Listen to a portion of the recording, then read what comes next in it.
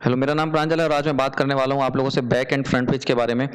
Actual में ये जो पिच होती है, जो कॉइल है, कंडक्टर्स हैं, इन सब के ऊपर मैं पुराने लेक्चर्स आप मेरे देख सकते हैं। वाइंडिंग डीसी मशीन की वाइंडिंग्स के ऊपर मैं बात कर रहा हूँ। तो इसके ऊपर सबसे पहला लेक्चर मैंने वाइंडिंग टर्मिनोलॉजी पहले ही बना चुका हूँ, उसको आप लोग डिटेल में देख सकते हैं। तो ये बेसिकली वाइंडिंग्स का एक फर्दर जो सीरीज चल रही है उसी के अंदर का एक लेक्चर है, जिसके अंदर हम लोग बैक एंड फ्रंट पिच के बारे में बात करेंगे। पिच मैंने बता चुका हूँ कि जब भी हम कोई कंडक्टर्स को दो पोल्स के बीच की दूरी या कोई भी चीज़ हम जब रोटर पे मेजर करते हैं तो in terms of slot pitch या फिर कंडक्टर पिच के टर्म्स में मेजर करते हैं। जैसे कि पोल पिच एग्जांपल बताया था, जो कि बताता है कि दोनों पोल्स के बीच के मीडियन टू मीडियन कितने स्लॉट छोड़ के मुझे वो मिलेगा, या कितने स्लॉट्स की दूरी है, कितने कंडक्टर की दूरी, यही सब। ठीक है। अब बड़ा इंपॉर्टेंट पॉइंट यहाँ पे रह जाता है कि अगर हमारे पास एक रोटर है तो रोटर किधर से हमारा फ्रंट दिखेगा और किधर से बैक दिखेगा। तो उसी सारी चीज़ों के लिए ये लेक्चर बनाया गया है। ठीक है, तो चलिए शुरू करते हैं। ओके, नाउ सबसे पहले अगर बात की जाए बैक एंड फ्रंट की, ठीक है, तो अगर आपके पास रोटर इस तरीके से जो 3D फिगर आपके पास है, ठीक है, तो ये वाला जो साइड होती है, ये जहां पे ये कम्यूटेटर लगा हुआ है, ये क्या है, कम्यूटेटर है, ये आपका कम्यूटेटर है, ध्यान से देखना, ये कम्यूटेटर है, ठीक। और ये जो है ये वाइंडिंग्स है, ठीक है, ये शाफ्ट है, ये सब कुछ इसमें लिखा हुआ है ऑलरेडी। ठीक है, तो अब क्या होता है कि अगर आपके पास इस तरीके का रोटर मौजूद है तो ये वाली जो साइड होती है इसको हम लोग कहते हैं फ्रंट साइड। बहुत इंपॉर्टेंट ये चीज होती है, फ्रंट साइड, ठीक है, फ्रंट। और ये जो पीछे वाली साइड है, जैसा कि नाम है पीछे वाली, तो इसको हम लोग कहते हैं बैक साइड। ठीक है, तो मेरे पास यानी कि दो साइड मौजूद है, एक मेरे पास बैक साइड है यानी कि ये वाली जो साइड है, और ये जो आगे वाली साइड है इसे मैं कहूंगा फ्रंट साइड। ठीक।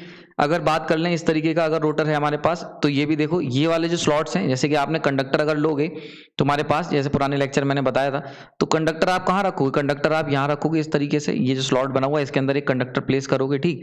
ऐसे ही एक कंडक्टर यहाँ पे प्लेस करोगे इस स्लॉट के अंदर, ये आपने कंडक्टर रखे। ठीक है, ऐसे ही एक कंडक्टर यहाँ पे प्लेस करोगे। अब ये कंडक्टर जो होंगे ये मान लेते हैं इस वाइंडिंग से इस तरीके से जुड़े हुए हैं, और ये ऐसे करके जुड़ा हुआ है।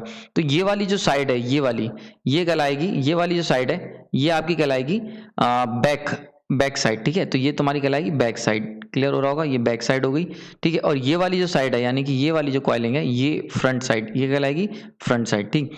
तो आई होप आप लोग को ये समझ में आ गया कि बैक क्या होता है, फ्रंट क्या होता है किसी रोटर का। ठीक है, तो जहां पे कम्यूटेटर लगा होता है बेसिकली उसको हम लोग फ्रंट ट्रीट करते हैं और उसके अपोजिट साइड को बैक ट्रीट करते हैं। ठीक। तो चलिए आगे चलते हैं। Okay, back front end resultant pitch, तो इसको बड़ा ध्यान से देखते हैं। जैसे ये मैंने एक एग्जांपल लिया हुआ है इसको समझाने के लिए। ठीक है, अगर ये आपके पास इस तरीके की वाइंडिंग की हुई, ये बेसिकली लैप का एग्जांपल है, लैप वाइंडिंग का एग्जांपल है।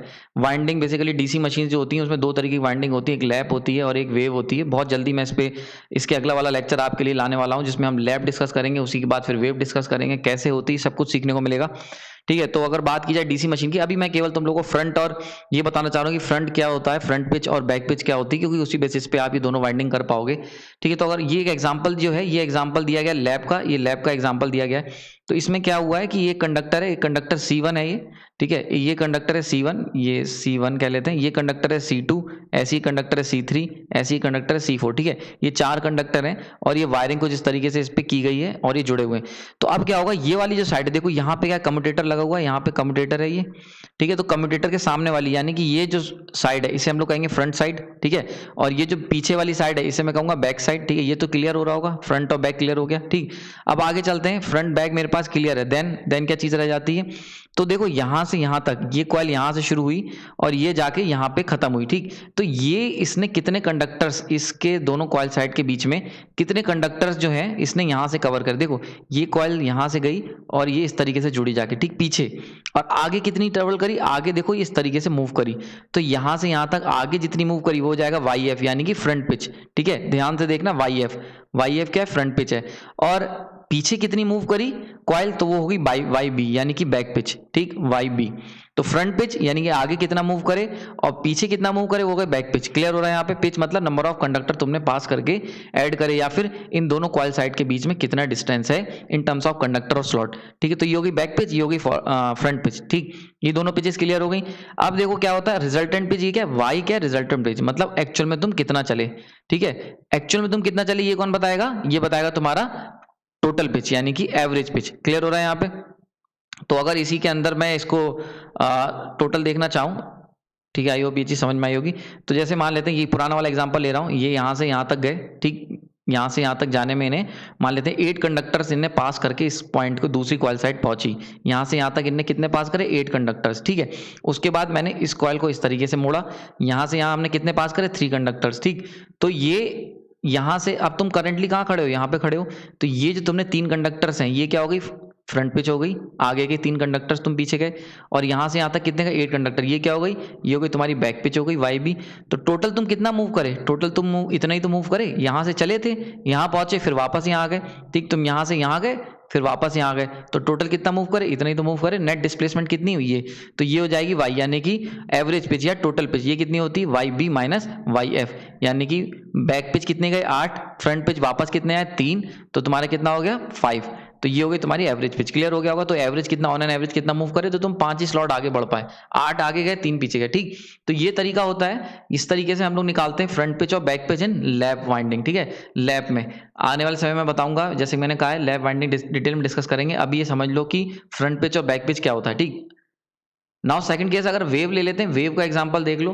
तो वेव में देखो, बड़े ध्यान से देखना इस चीज को, वेव जो केस लिया हुआ है मैंने यहाँ पे, कि देखो यहाँ से यहाँ तक देखो तुमने ये कंडक्टर इस तरीके से गया और ये वापस आया, ठीक। अगर इसकी बात की जाए, ये वाइंडिंग जो थी, ये वाली तुम्हारी वाइंडिंग है, यहाँ से यहाँ तक तुम गए, ये बैक पिच हो गई, इतनी जो दूरी थी ये बैक पिच हुई, फिर उसके बाद तुम यहाँ से आगे निकल गए, ये देखो ये चीज कम्यूटेटर की साइड है तो ये फ्रंट साइड हो गई, ये कम्यूटेटर के अपोजिट साइड है तो ये बैक साइड हो गई, ये बैक साइड हो गई, ठीक है।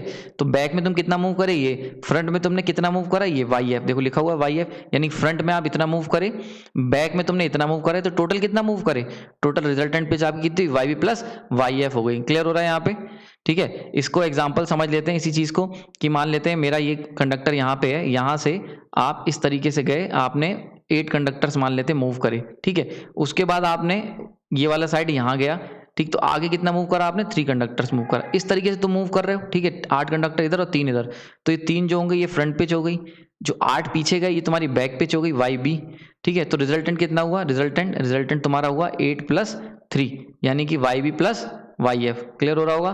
तो वो कितना निकल के आया, 11, यानी कि तुमने टोटल कितना मूव करा, रिजल्टेंट 11 मूव करा, जबकि लैप में तुमने कितना मूव करा था पुराने वाले केस में, ये रहा, लैप में हमने कितना मूव करा था, 8 आगे गए थे 3 पीछे आए थे, तो तुमने 5 ही मूव करा था।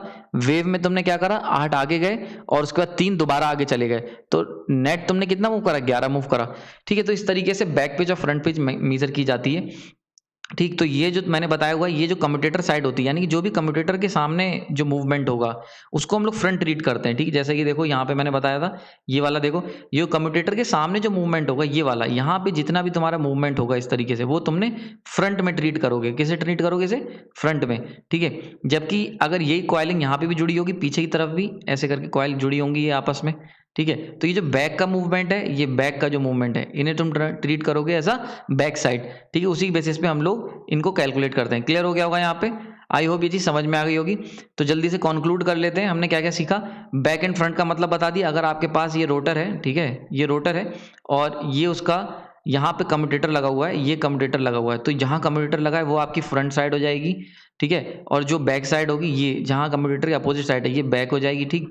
तो तुम्हारा अगर मान लेते हैं एक कंडक्टर ये है और आपने क्या करा, इसकी कॉइलिंग इस तरीके से अटैच की हुई है ये, ठीक है। तो यहाँ आपने कितना मूवमेंट करा, कितने स्लॉट छोड़े, वो जाती है फ्रंट पिच, ठीक है। और यहाँ पे आपने कितने स्लॉट बाद दोनों पॉइंट को जोड़ा है, वो जाती है बैक पिच। क्लियर हो रहा है। और रिजल्टेंट पिच जो होती है वो मतलब आपने नेट मूवमेंट कितना करा, नेट स्लॉट मूवमेंट कितना है दोनों को जोड़ने में, ठीक है। तो अगर आप लैप ले रहे हो, यानी कि ये क्या होगा, वाई आर देखो, ये अगर लैप ले रहे हो, लैप, तो उस केस में क्या हो जाएगा, Y back minus Y front हो जाता है भाई, ठीक है। क्योंकि आप इसमें पीछे आते हो, लैप क्या होता है, इस तरीके से होती है, ये पीछे गए फिर आगे गए फिर पीछे गए फिर आगे गए फिर पीछे गए, इस तरीके से, तो ये लैप होती है। और वेव क्या होती है, वेव कुछ इस तरीके की वाइंडिंग होती है, तो इसमें आप आगे गए आगे गए आगे गए आगे गए, ठीक है। तो यानी कि इसके अंदर जो रिजल्टेंट पिच होगा, वाई रिजल्टेंट, वो equal to Y back pitch plus Y front pitch, ठीक। जिसमें ये क्या है, ये फ्रंट है और ये बैक पिच है, ठीक है, वाई बी है, ठीक है। तो ये क्लियर हो रहा होगा। बहुत शॉर्ट लेक्चर मैंने बनाया है, केवल आपको बेसिक बताने के लिए है ये, क्योंकि बैक और फ्रंट का क्या मतलब होता है, आई होप ये समझ में आ गया होगा।